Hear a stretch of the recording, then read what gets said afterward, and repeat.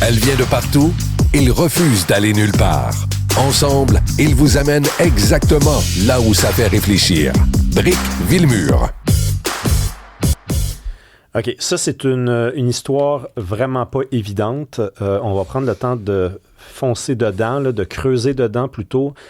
C'est la DPJ, Karima, qui confie un enfant de 9 ans, un garçon, au père. Donc, elle a le choix entre la mère et le père. Choisit plutôt le père pour que l'enfant vive là-bas. Et le père, c'est un pédophile. C'est un pédophile, c'est quelqu'un qui consomme de la pornographie juvénile. C'est reconnu. Par contre, là, on dit que c'est de la pornographie qui implique des filles. Le garçon, c'est un garçon, donc il n'y a pas de danger. Mais le tribunal dit quand même, même si on ne doute pas de la volonté du père de, évidemment, se réhabiliter, on se questionne sur sa capacité à mettre fin définitivement à cette mauvaise habitude. La mauvaise habitude, c'est de consommer de la pornographie juvénile. On envoie quand même le petit gars de 9 ans chez le père. On va en parler avec Mylène Moisan, qui est chroniqueuse au Soleil. C'est dans sa chronique qu'on a appris cette histoire-là. Bonjour, Mylène. Bonjour. Là, j'aimerais ça qu'on mette tout le contexte là, autour de ça, parce que moi, c'est ma compréhension de ce qui s'est passé. Là. J'espère me tromper. Ben, c'est un bon résumé. Bon, peut-être la nuance à faire, c'est que le père a admis, c'est que la mère a trouvé des images là, de pornographie juvénile dans le cellulaire du père. Et le père a admis là, que depuis à peu près 20 ans, une vingtaine d'années, là, il consommait de la pornographie juvénile avec des filles de 6 à 17 ans. La nuance à faire, c'est qu'il a suivi une thérapie. Il dit ne plus en consommer. Donc, moi, je me garde une petite gêne là-dessus en disant qu'il le fait encore, mais quand même, je veux dire, 20 ans de consommation de pornographie juvénile et il a eu une évaluation là sur sa déviance sexuelle et l'évaluation a vraiment confirmé là, qu'il était attiré par les jeunes filles et dans un contexte incestueux et dans un contexte de contrainte. Donc, on s'entend que c'est de la pornographie très, très horrible. Donc, ça montre à quel point là, ces attirances sexuelles sont complètement décalées. Là. Donc, c'est ça. Donc, évidemment, il y a ça. Il y a aussi un contexte de violence conjugale dans cette histoire-là et c'est ça qui est au cœur du dossier. C'est que la femme est partie dans un contexte de violence conjugale. Le père a eu un interdit de contact pendant 1 an et pendant cette année-là, il n'avait pas de contact avec son fils. Et là, maintenant, c'est que la DPJ prend ce dossier-là comme si c'était un conflit de séparation entre deux parents un peu équivalents. Et là, les parents, on leur demande de faire de la coparentalité. Et là, on efface complètement tout le dossier négatif du père, comme s'il était tout nouveau, comme s'il était vierge. Et là, on constate que la relation avec son fils est bonne. Donc, c'est là que c'est un peu que c'est beaucoup tordu. C'est que là, on donne vraiment beaucoup de bons points au père parce qu'il collabore. Et là, la mère, qui évidemment est morte d'inquiétude parce que, écoute, le père de l'enfant, quand même, là, je veux dire, a des attirances sexuelles complètement déviantes et on lui confie son fils qui a 9 ans et le père aussi peut organiser là, des fêtes d'amis, peut aller au parc avec son fils. Donc, c'est vraiment, vraiment troublant, là, toute cette histoire-là. Mylène Moisan, sincèrement, je lisais votre chronique aujourd'hui. Moi, je suis profondément choquée. Puis, tu sais, j'ai beau entendre les arguments, la DPJ, là, tu sais, vous le dites dans la chronique, ne tarit pas d'éloges envers le père. Je cite, les contacts père-enfant évoluent positivement. Le père complète une thérapie. Sa participation, son implication sont jugées satisfaisantes. J'ai l'impression, en plus, qu'on blâme la mère, là, tu sais, on dit que finalement, c'est elle le problème. Là, encore une fois, je cite, la mère parle du père de façon négative et demeure très méfiante. Ça, c'est la DPJ qui reproche ça. Excusez-moi, là, mais comment ça se fait qu'en 2026, on est rendu qu'on confie un enfant à un père qui est pédophile, qui finalement a reconnu qu'il écoute de la pornographie juvénile depuis 20 ans avec des petites filles de 6 à partir de l'âge de 6 ans. Comment se fait-il que la DPJ, malgré tous ces éléments-là, on confie encore un enfant comme ça à un père avec ce pedigree? Ben, tu touches un point important parce que dans ce dossier-là, clairement, là, depuis qu'ils ont pris le congé de séparation, c'est que le père est devenu le bon parent et la mère est devenue comme le mauvais parent. Et ça, je le vois dans plusieurs dossiers. Et à partir du moment où on est sur cette trajectoire-là, ben là, évidemment, la mère, elle, est inquiète, la mère elle critique, la mère s'oppose, la mère va enregistrer des conversations. La mère, évidemment, est pas facile, là, je veux dire, elle collabore pas. Et ça, c'est très mal vu que dans un dossier comme celui-là, alors que le père, lui, est très conciliant, le père fait des efforts. Mais dans le fond, ce que le père fait, c'est qu'il perpétue la dynamique de violence conjugale, donc en retirant de cette façon-là l'enfant à la mère, qui a toujours été la donneuse de soins, là, c'est écrit aussi dans la chronique. Donc, c'est toujours elle qui a été la première figure parentale, qui s'est occupée de son enfant. Donc là, on vient casser ça.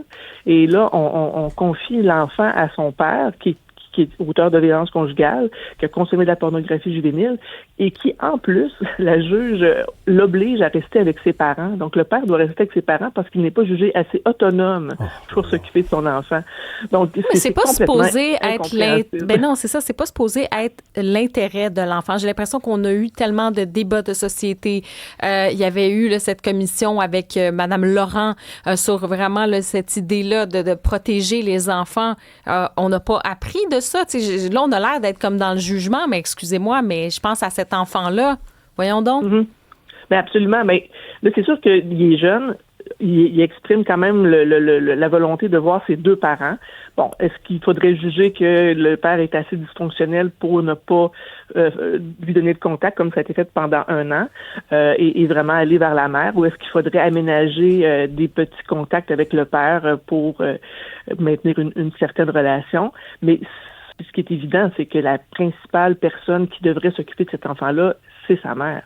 Ça, je pense que c'est très, très clair. Je pense qu'elle est beaucoup plus appropriée. Je veux dire, depuis qu'il est né, cet enfant-là, c'est sa mère qui s'en occupe.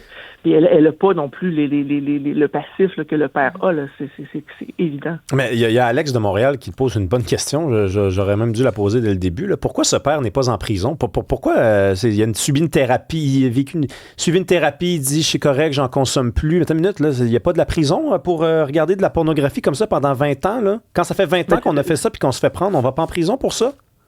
C'est un crime, effectivement, mais visiblement, la DPJ n'a pas jugé bon de déposer une plainte à la police ou personne, parce que, dans le fond, on a un aveu. Mais pourquoi la police ne va pas l'arrêter, cet homme-là? Là, il faut des preuves, il faudrait fouiller le cellulaire. Les preuves, il a admis. L'ordinateur, oui, mais en tout cas, apparemment qu'en droit, c'est ça, je me suis informé un peu, là, mais apparemment que la preuve était plus difficile à obtenir, là, c'est ça. J'ai pas tous les détails de pourquoi ça n'a pas été porté là, à l'attention de la police, pourquoi ça n'a pas fait l'objet d'une poursuite, mais effectivement, moi, personnellement, je ne comprends pas non plus pourquoi on n'est pas allé devant les tribunaux, devant la police, ou moins devant voir qu'est-ce qu'on pourrait produire devant le DPCP pour voir s'il y a moyen de porter des accusations, parce qu'effectivement, je veux dire, c'est clair que c'est quelque chose d'illégal. Mm-hmm. Est-ce que la DPJ est ressortie après, là, avec la publication, j'allais dire, de votre chronique? Est-ce qu'il y a eu des échos? J'ai rarement des échos. Ça va sûrement se discuter à l'interne. Là. C'est évident que moi, j'ai pas nommé ni la juge ni la région. Et je ne connais pas non plus l'identité ni de l'enfant ni des parents. Le jugement auquel j'ai eu accès a été caviardé. Donc, comme ça, juste pour dire que j'ai pas cette information-là, c'est très important, la confidentialité dans les dossiers des PJ. Mais non, je pense pas avoir d'écho, ça va souvent se discuter. Moi, tout ce que je souhaite, c'est que cet enfant-là n'en ait pas les conséquences là, de la publication de cette histoire-là, parce que des fois, ça arrive. Et j'espère que les gens qui peuvent intervenir ou qui peuvent peut-être forcer une révision du dossier pourraient le faire. Moi, c'est ce genre d'écho-là que je souhaite, plutôt que des sorties publiques en disant qu'on est désolé, que ça devrait pas se passer comme ça. Mais j'espère, dans mon fort intérieur, que quelqu'un va allumer puis va intervenir. Là. Merci beaucoup, Mylène Moisan. C'est abominable, cette histoire-là. Abominable, vraiment. Merci beaucoup d'être venu nous en parler. Karima, moi, il y a une phrase que je suis plus capable d'entendre, c'est « on aime nos enfants au Québec ». Ça, je suis plus capable d'entendre ça. Je me rappelle d'avoir lu le rapport du coroner à la suite du décès de la fillette de Granby. Oui. Et c'était décrit à l'intérieur de ce rapport-là de la façon dans laquelle on renvoyait la petite fille chez ses parents. Donc, la DPJ disait, oui, mais elle est quand même mieux à la maison que dans une famille d'accueil. On va la renvoyer à la maison. Puis on sait ce qui est arrivé à cette fille-là. Elle a été assassinée, comme Aurore, enfant martyr. On envoie un enfant chez un pédophile. T'as une minute, là. Je répète la phrase. On envoie un enfant chez un pédophile. Pourquoi c'est possible de faire cette phrase-là au Québec? Pourquoi c'est possible? Il n'y a pas une autre façon d'élever cet enfant-là? Une famille d'accueil, chez les grands-parents, par exemple. On dit que les grands-parents, ils sont dans la vie du monsieur. Pourquoi c'est pas chez les grands-parents qu'il est l'enfant? C'est quoi cette histoire-là? C'est vraiment dégueulasse. Puis c'est surtout aussi, puis tu dis, la mère, excuse-moi, là, mais tu sais, la mère se bat pour son enfant. Puis là, on dit, elle est mal commode, la madame, là, parce que là, ben attends, elle se bat, elle est inquiète, puis on lui reproche d'être inquiète. On dit, ben là, madame, collaborez, là, il va bien, là, tu sais, il fait des thérapies, tout va bien, là, il y a une belle relation et tout ça. Et donc, c'est elle qui devient le problème. Puis en plus, il y a cette idée-là, pas cette idée, là, mais il y a ce conflit en lien avec de la violence conjugale. La mère qui avait porté plainte 2 fois à la police. Le père avait été visé en 2024 d'une interdiction de contact avec elle pour une durée d'1 an. Donc, il y a ça aussi, le fait qu'il y a comme une double victimisation. C'est-à-dire que l'enfant, on le met avec ce père qui est défaillant. Et d'un autre côté, ben, on blâme la mère aussi. On est en train de victimiser donc cette femme-là en disant, ben finalement, vous, madame, vous êtes un problème parce qu'elle essaie de se battre pour protéger son enfant puis elle a des inquiétudes légitimes. Le gars visionne de la pornographie juvénile. Depuis 20 ans. Depuis 20 ans, avec des petites filles dans un contexte d'inceste. Je veux dire, c'est absolument avec de contraintes, là. Je veux dire, c'est effarant. Moi, je suis vraiment choquée. Je suis extrêmement troublée. Puis tu as raison.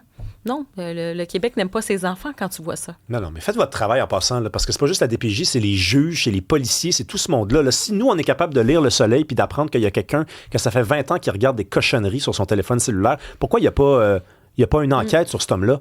Pourquoi cet homme-là, il est peut-être dans un parc en ce moment avec son petit garçon? Ah, mais lui, c'est juste les petites filles qui l'excitent. C'est juste les petites filles.